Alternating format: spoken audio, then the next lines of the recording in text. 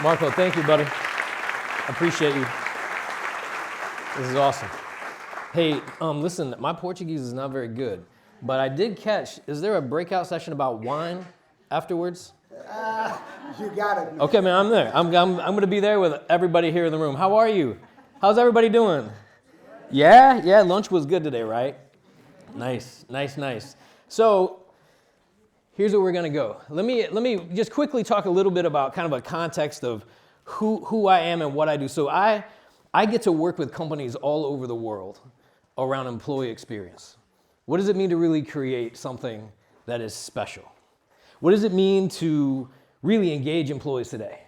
How does work impact our health? What are the leadership competencies that we need today? How is that changing?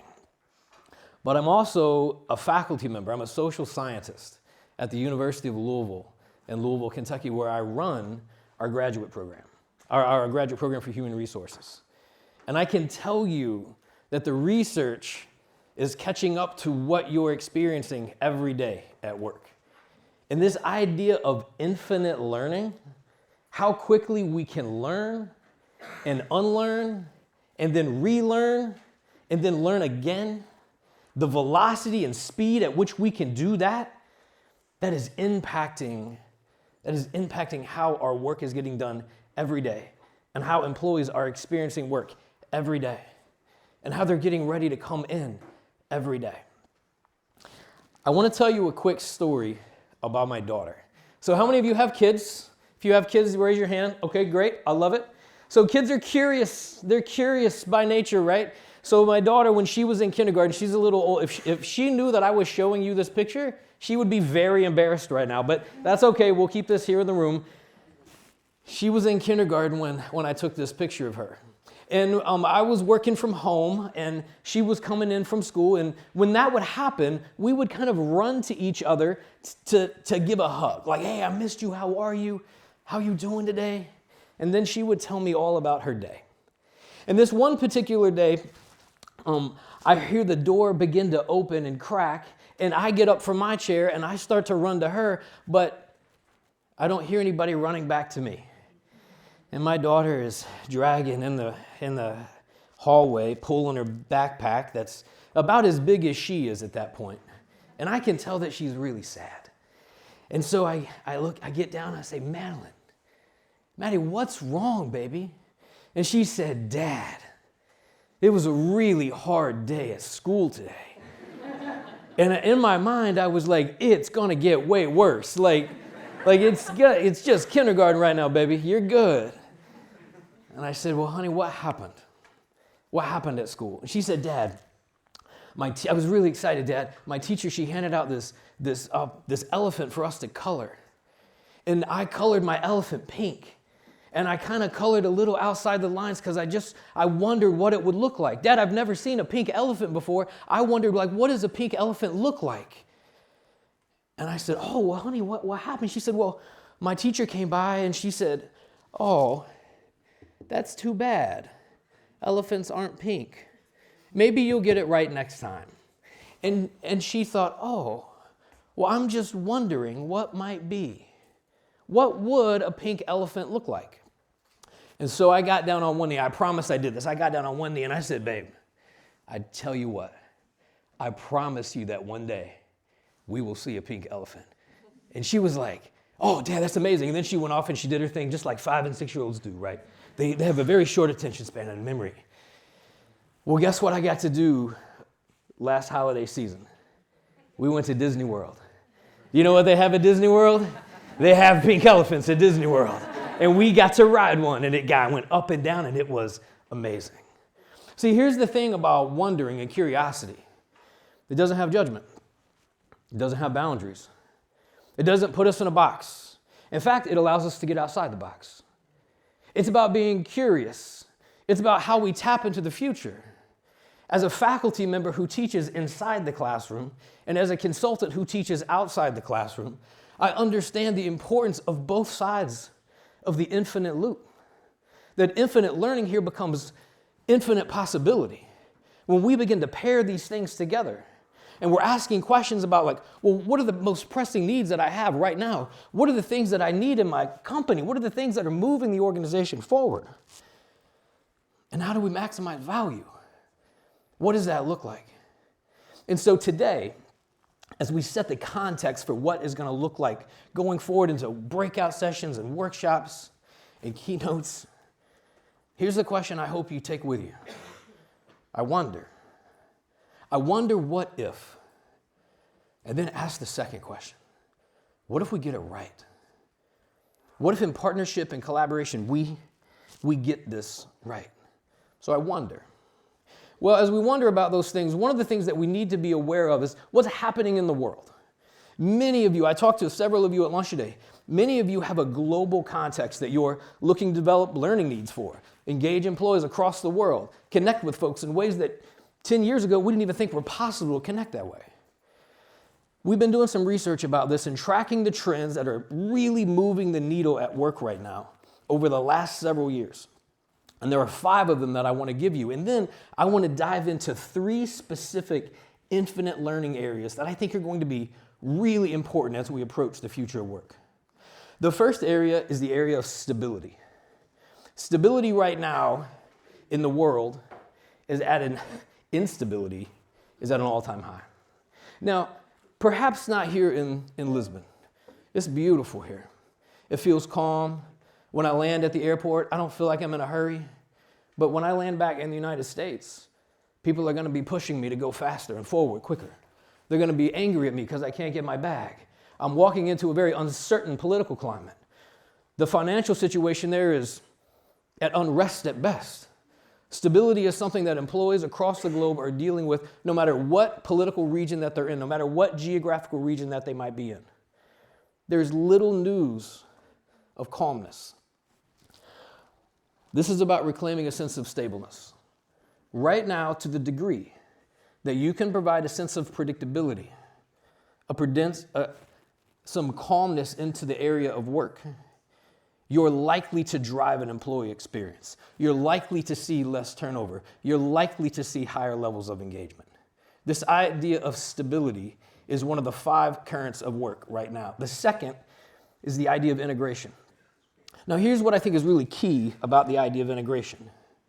A lot of people see this as quiet quitting. We've heard this term, there's quiet quitting, there's quiet hiring, there's quiet firing, there's all kinds of quiet stuff happening. I don't think that's what's happening at all. I think what's happening is people are making different value judgments about where they're spending their time and their energy. So, for example, I'm all of a sudden co-coaching my daughter's middle school football team. Guys, I've never played football in my life. I don't have a clue what the positions are. I'm not sure what even to tell the girls to run around on the field. I'm just like, run faster, go quick, go. 5 years ago, I would have never thought that possible. That I would have the time or the opportunity to do that, to spend that kind of time with my family. I don't want to give that up. I remember when my wife went back to work, she was a kindergarten teacher after COVID had happened. And I remember walking around the house like, oh, I'm lonely. Where did everybody go?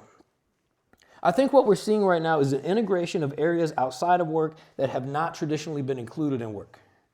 We're seeing employees make different decisions about their lives, how they use their time and their energy, and what that means for them. To the degree that you can tap into this is to the degree that you can tap into what it means to help people learn and learn in new ways. The third is the idea of flexibility. This isn't a conversation about remote. This isn't a conversation about hybrid. This isn't a conversation about how that work happens. This is a conversation about accessibility. Where is work accessible? How does it get done? When does it get done? Where does it get done? This is a competitive advantage. This is about how I am able to provide, within certain left and right limits, degrees of flexibility for my employees to do their work when they can, how they can, where they can, with who they can, and in a manner in which fits within that integration. Now, these things stack together. The idea of stability connects to the idea of integration and connects to the idea of flexibility. The fourth is the idea of belonging. Don't miss this. Don't miss this. Right now, belonging, being able to raise your hand in a meeting, knowing that you're a part of a team, knowing that you're a part of a department that matters, that you're with people in meetings who want your presence there. How many of you have been in a meeting before, known the answer to a question, and not raised your hand because you didn't feel like you belonged? Don't raise your hand in here. Yeah, but I get it. I've been there too. I know what that feels like. I know what it feels like to not be a part of, to be isolated, to be disconnected, to be left behind. And here's what I'm telling you. To the degree that you can help people feel like they're a part of, they can do really, really hard things. My wife, as I mentioned, was a kindergarten teacher for a long time. And she used to tell her kids, together we can do hard things. I think that's very true. When we're a part of a community, when we belong, when we matter, we can do hard things together. And then the last current of work is this idea of purpose. Purpose is about having a direct line of sight to why my work matters. Increasingly, employees are telling us that they're no longer willing to do work that doesn't matter, that they don't understand how it connects to something at the end of the day, that they do purposeless, meaningless work. Nobody is interested in doing that anymore. So to the degree that we can provide a direct sense of line to how someone's work is impacting their end goal, we can move the needle on learning. Now think about how something like this might impact the idea of infinite learning here would impact things like engagement levels or retention or creativity or innovation. It would be infinite possibilities through infinite learning. Now, as I took a look across the landscape of what work was looking like and how this was connecting in with this idea of infinite learning, there were really three big themes that began to bubble up for me as I tried to understand what was really going on. I want to share those three themes with you, and then I want to forecast a couple of things that I'm seeing through 2025. The first is that leader development and learning will be individualized. I believe very strongly about this. I believe that there's no more going to the shelf, picking off a standard plan, and handing it to someone, right? It's about uniqueness in many ways. Nobody wants to be standardized. Nobody wants to be a part of something that everyone else is a part of. They see themselves as unique, and quite frankly, they are. And when I think about leader development, I think about how individualized leader development can be, leader development training can be, what that feels and what that looks like, and how that's so deeply connected to someone's story.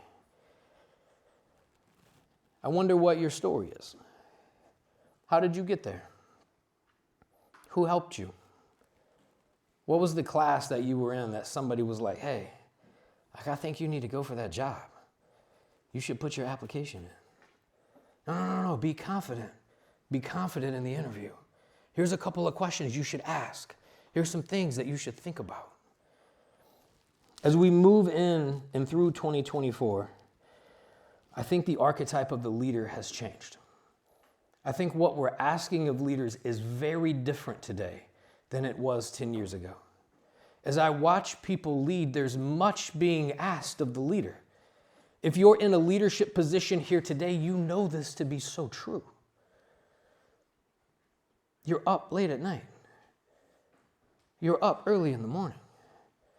Some days, the chaos never stops, and you're doing everything that you can to manage that.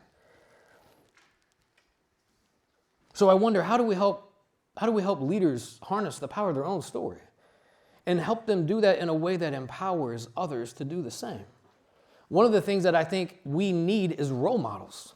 We need to see someone else do it.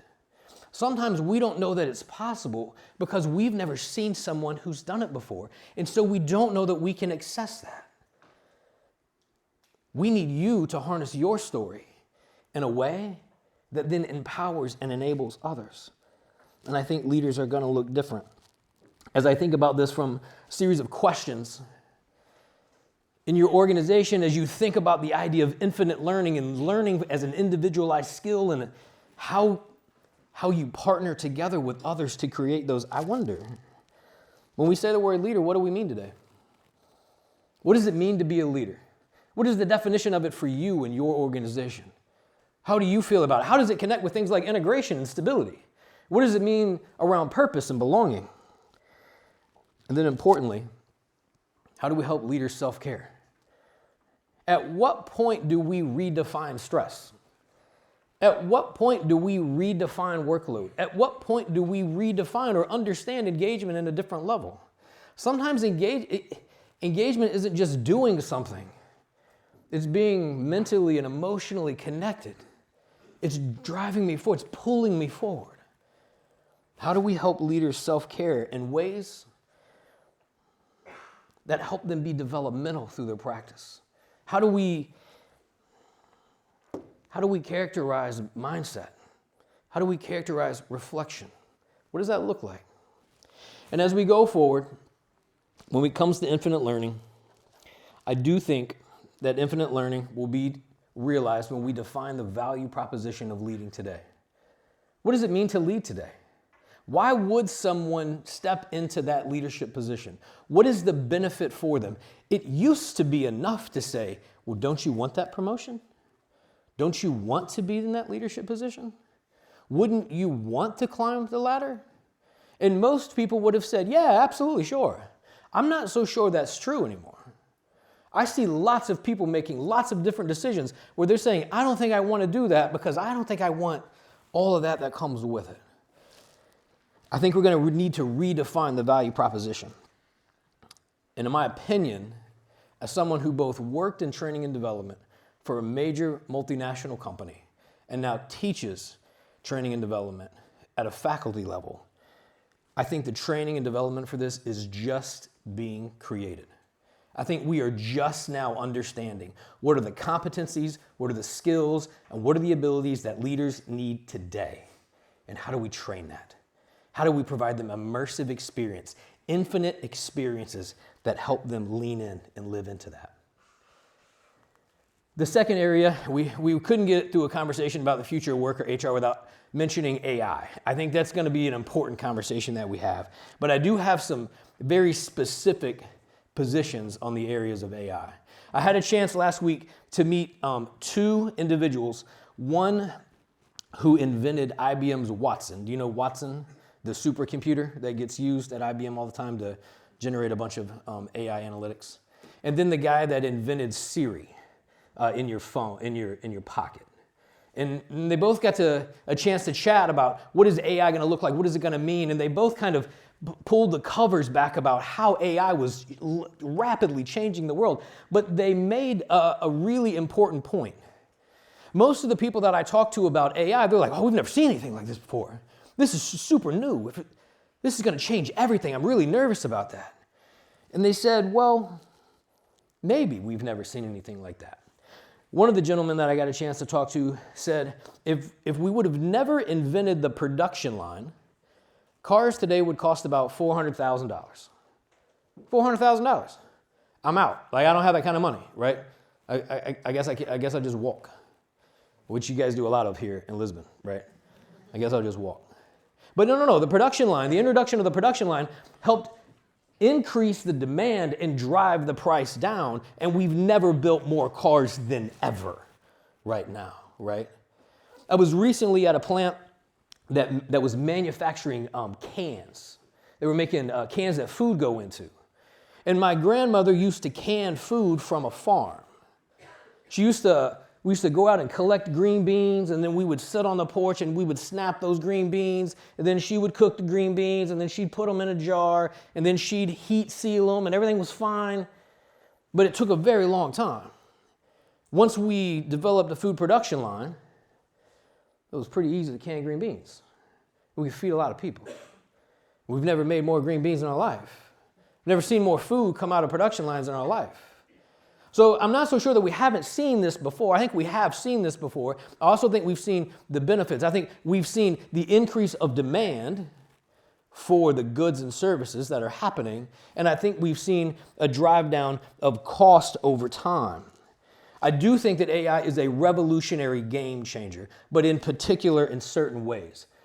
First of all, I wonder how you can shift left to shift right. And I'm not talking about a dating app, okay? I'm not talking about how you shift on those. I'm saying, how do I shift from something that I can automate over here so that I can then focus on the mental work that I need to do here. I'll give you an example. Just this morning, I was given a spreadsheet of data. Sounds fun, right? Big Excel sheet full of data. And I had to look through all of these numbers to evaluate faculty. Oh, we don't like that as faculty members. It's not good. And so I fed that into an AI program, and I asked them to summarize all of those data points for me, which would have taken me literally hours to do. I didn't have hours to do because I was coming to spend the afternoon with you. Didn't have that kind of time. So I put this in this AI program and I asked them to create the tables for me, create the averages and the variances, and help me understand what was going on. It spit those tables back out for me in about 15 seconds, something that would have taken me hours to do. I shifted that left so I could then shift right and write narratives about what was going on for each one of the faculty members that I was working on. Who was this person? What are their gifts and what are their strengths? What are the things that they bring to the table that are unique to them? How do we help them get better? What's the development plan look like? Things that would have taken me hours and hours to do just 6 months ago. Now it took me 10 seconds to do this morning so that I could focus. Where in your work, I have some ideas about this, but where in your work can you shift left to shift right? How do you do that? And how do you help everybody become a programmer in their own language?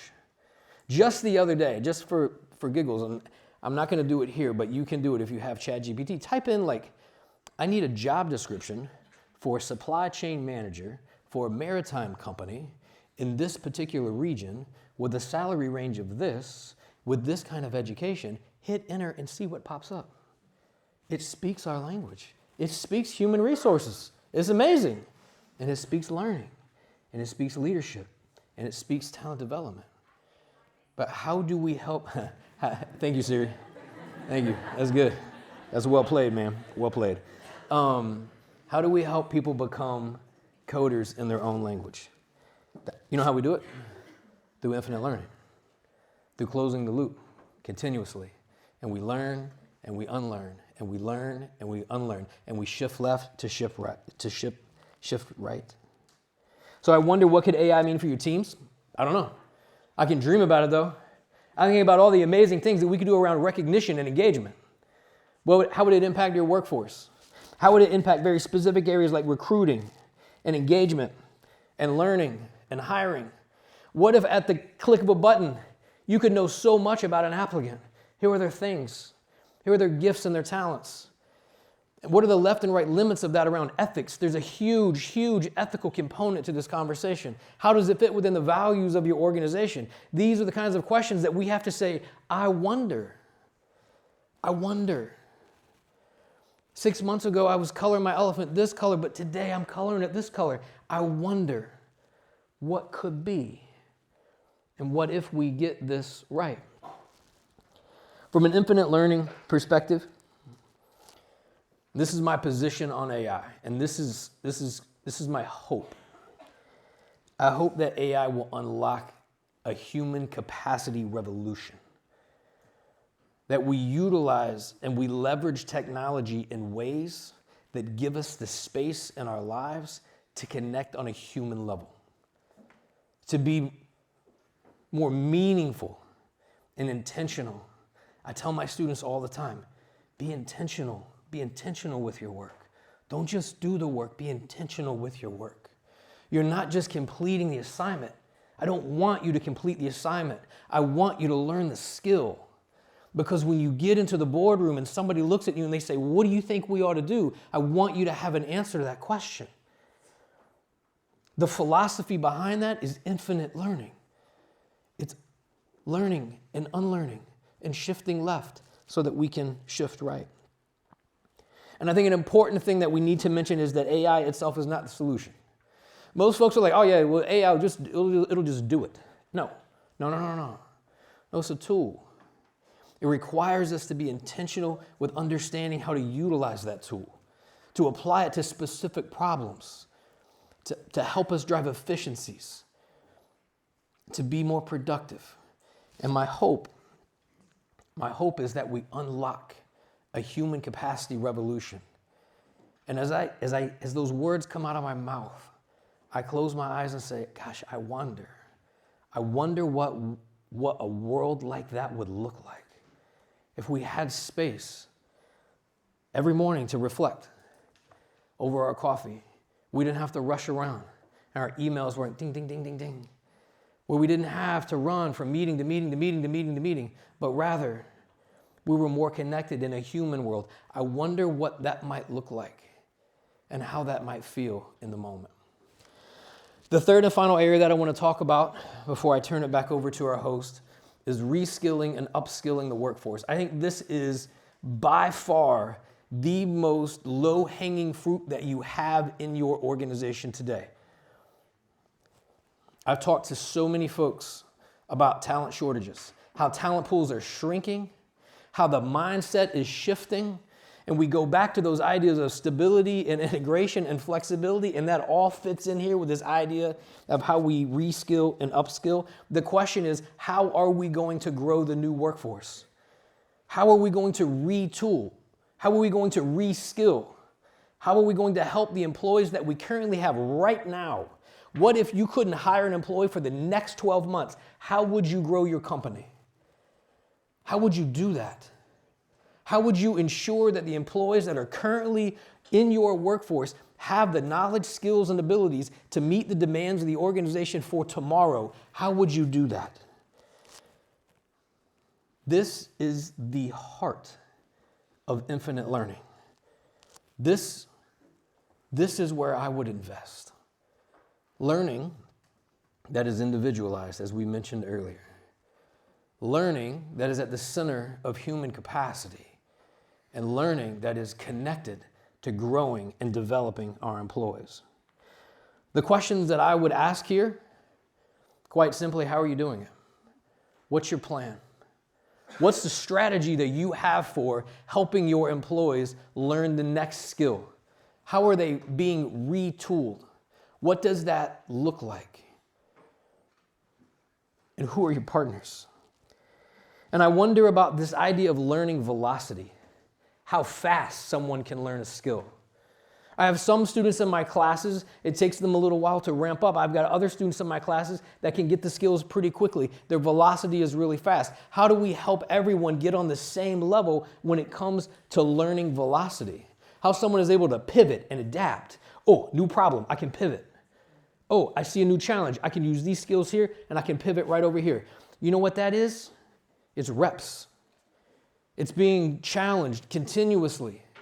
It's being pushed on continuously and developing the muscle and the mindset of how I adapt, pivot, and unlearn so quickly that it becomes second nature to who I am.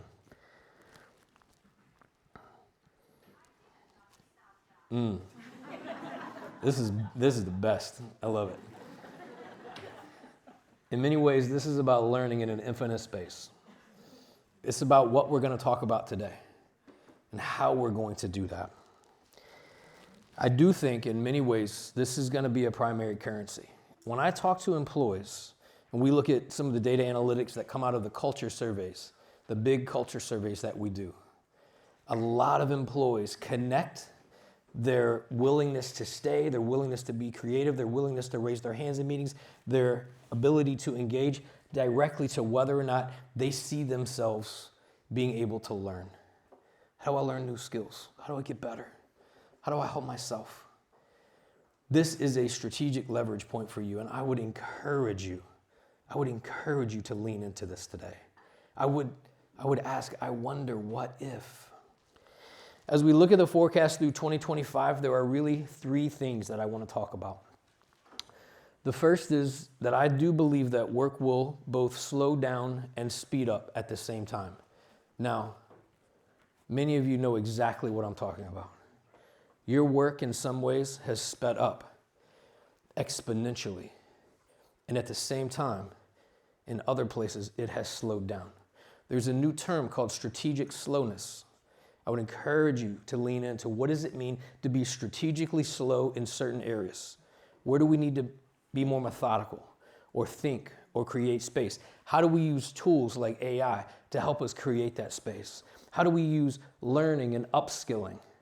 What does it mean when we think about development as an individualized proposition, not something that is standard off the shelf? Through 2025, I believe work will both. They will speed up and will slow down at the same time. Second, change fatigue is going to be a real threat across the globe. There have been many changes. And as stability becomes an increasingly important current in the world of work, change fatigue is going to be important. How you monitor that, how you think about that, and how you adapt to that is going to be amazingly critical to how your workforce will perform throughout 2024 and 2025. And finally, employee engagement is not a number. It will not be experienced through a number.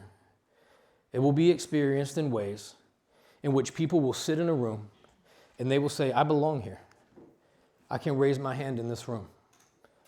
People in this room, they value me. They want me to participate. I belong here, and I see that my work has purpose. To the degree that you can drive those two things, you will drive high levels of engagement. This only happens when we're committed to an infinite loop, to an infinite cycle of infinite learning. Ladies and gentlemen, I'm going to be around today, but I want to give you 5 final questions that you can use as you leave. Number 1, where can you be more generous? That's one of my favorite questions to ask. Where in your life can you be more generous in your leadership? Are there spaces, are there people that you've been meaning to reach out to over the last couple of weeks? You just haven't had time to do that. I want to encourage you to do that today before you go home. Where can you be more generous? Number 2, how does your team know they meaningfully belong? What are the artifacts of that? If we were to walk into the organization, we were to walk into one of your department meetings, and I was to sit on the side of the wall, how would we know? How would your team know that they meaningfully belong? Find a way to tell them. Find a way to show them. Number 3, what are you doing to intentionally develop the leaders on your team? Not just as an exercise, not just because it's on somebody's performance plan, not because you should, but because you're being intentional about developing the people on your team. You're reskilling, you're upskilling, you're retooling in many ways. Number 4, how are you taking care of your personal self? How's your well-being? How are you? We have to take time to think about this. We have to take time to pour into ourselves as much as we're pouring in over here. And sometimes, and I tell people this all the time, boundaries are healthy. Boundaries are very healthy. It's okay. I'm trying to teach my daughter that when her phone rings, she doesn't have to jump at it. It's a choice, baby. You don't have to pick that up right now. You can get that later. So I wonder, how are you taking care of your personal health and well-being? What can infinite learning do for you in that arena? And 5, where can you source and upskill talent within your current organization? Are there individuals who work with you right now whose talent and skills are underutilized in ways that you could phenomenally increase the velocity of their learning, increase the velocity of their production, their efficiency, how they feel connected to the team, their levels of engagement? Ladies and gentlemen, if you would like any more information, if I can be helpful for you in any way, please come find me. Please let me know. I would be absolutely honored to have a conversation with you. And I'd love to connect with you on the socials. I'd love to hear your story. What are you doing? How are you embracing the ideas of infinite learning, and what is it meaning to you today? Ladies and gentlemen, thank you so much for your time.